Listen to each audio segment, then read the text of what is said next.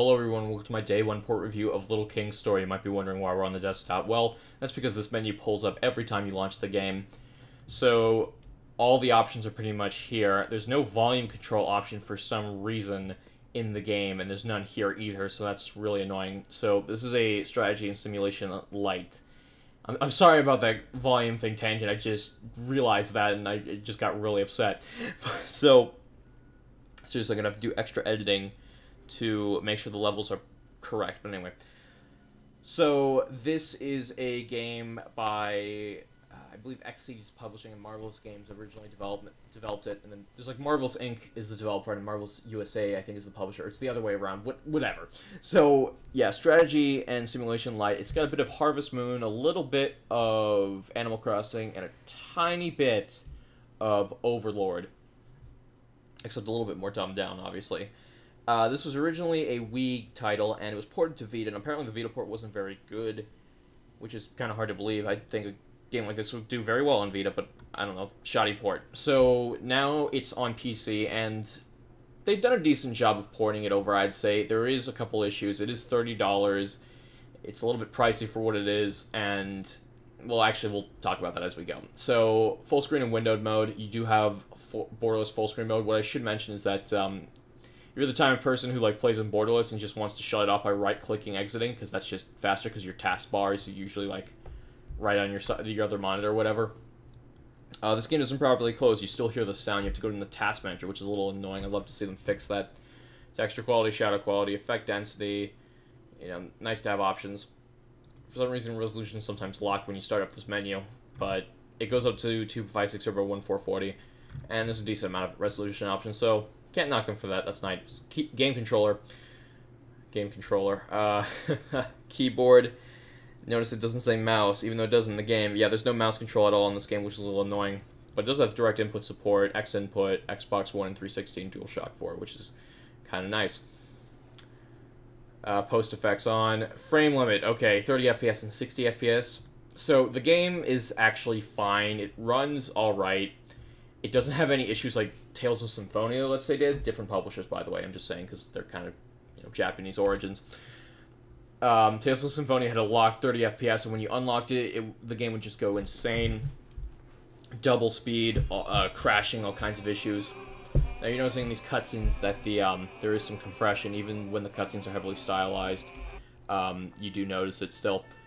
Here it looks fine, though. So, yeah, it doesn't play poorly or run double speed or any voodoo crap like that. It runs just fine for the most part. There is some dips, though, but I've never seen it drop below, like, 45, well, even though it did temporarily there, but this is just the menu. In the game, it's a little different. I guess because, you know, 30 is, like, when it's locked at 30, it stays at 30. When you want it at 60, it should stay at 60, given that what the game looks like, but I'll forgive it. So, for some reason, if you don't, like, select your option immediately after hitting that, you get sent back here. And look, oh, press A to continue. Like, I was hitting a bunch of buttons, like, A, what? I don't have a controller. Yeah, you have to hit Enter, and then if you want to go back, you hit... just takes you back to the menu. You have to hit Backspace. This is the menu in-game, pretty much nothing here. And unfortunately, there's no, again, volume options, which is a bit of a pain. Like, stop! Oh my god, let's just get... It doesn't like it when I drone on. This is great. Alright, let's just get into it. So again, simulation, you start with this little king, and you go around and you just do stuff. So you collect treasure, you build little buildings for your town people, you can rally your town people to you, and you can send them to do stuff like attack or farm or do whatever. So it's kind of cool. I like the idea of it. It's strategy light. It's kind of a relaxing game. There's not a lot of Harvest Moon stuff where you have to think about, like, okay, how you're going to water your crops, how you're going to do all this. Like, it's pretty simplistic. Is it worth $30? Well, that's going to be up to you. I will say, though, the port does need some work. Maybe a patch, like a 1.1 release, will fix it up, because stuff like this, like where I go to save, like, okay, it's like, but like there's like keyboard prompts, and then there's button prompts. Like, it's like, okay, button enter to save, button to delete. Okay, that makes sense. Where's the button to go back? How do I get out of this menu? Well, if I hit escape, it'll ask me to quit the game, so if I enter again, it'll do that, which I don't want to do, obviously. So what do? It's backspace. Normally it's tab or something. Now, backspace kind of makes sense in a way, you're just not used to using it because, I mean, you're going back, but no one ever uses backspace in their games. It's just so weird.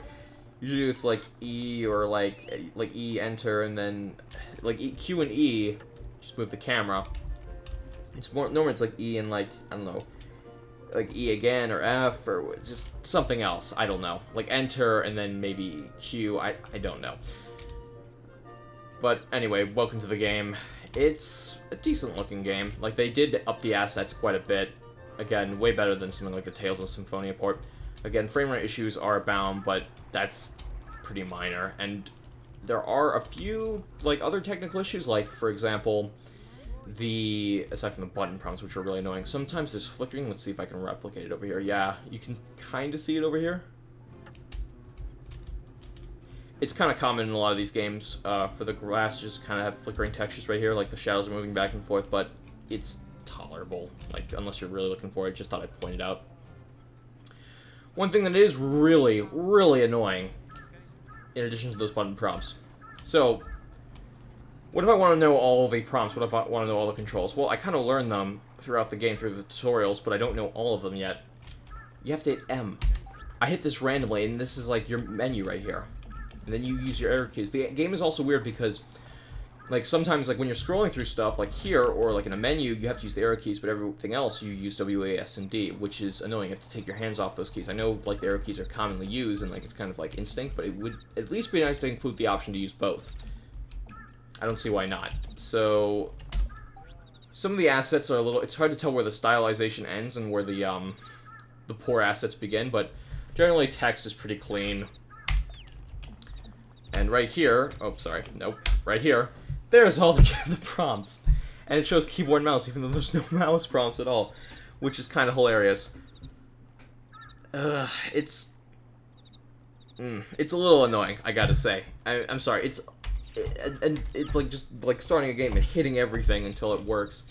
When you do get it working, it's fine though. You have some cool mechanics in the game that are worth checking out. So for example, if you hit delete near these guys, you can kind of get them all up with you in arms, and you can go around. By the way, those are the typical animations. Not because I'm running it at 60. It's like that in the 30 FPS version too. But you can send them at enemies. You hit 2 for like this targeting system. You hit enter, and they just beat the crap out of everything inside. You can get buildings that like give them like. So you notice these guys have fancy hats because they're farmers. I got a farming building, and these guys are very efficient at farmer. Not efficient at farmer. What? At farming. Not efficient at combat. But you can send them to, like, you know, obviously gather stuff faster. So, right here, if we send them right here, pretty fast. Well, of course you can't see a comparison because you didn't see them when they were regular, although I kind of had to mix them in there. Overall, the game is pretty decent. It's kind of worth checking out if you're into these more casual, strategy-like kind of games. I like it. I think it's got a lot of charm. I think it's pretty interesting. Is it worth the $30? Well, I don't think the port is, honestly. I think I'm gonna need soldiers to break this down or something. It is a bit repetitive, but it is somewhat enjoyable. And that's pretty much all I gotta say. Anyway, I'll see you guys next time. I'm out.